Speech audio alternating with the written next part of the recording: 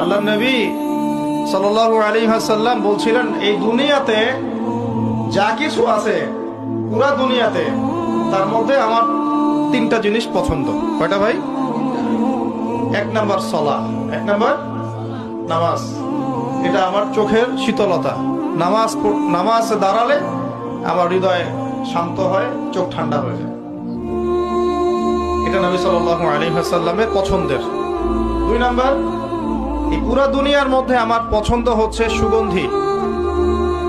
কি পছন্দ? সুগন্ধি। 10টা টাকা যদি আর্ন করেন, 1 টাকার সুগন্ধি কিনেন, সুন্নাত। সুগন্ধি সাথে রাখতে হয়, ব্যবহার করতে হয়, মনটাও ভালো থাকবে। আর সুগন্ধি বেশি ইউজ করলে রোগ ব্যাধিও কম হয়। 3 নাম্বার হচ্ছে স্ত্রী। 3 নাম্বার কি? স্ত্রী। স্ত্রীরা আমার পছন্দ। নবী সাল্লাল্লাহু আলাইহি ওয়াসাল্লামের এই 3টা জিনিস পৃথিবীতে পছন্দ।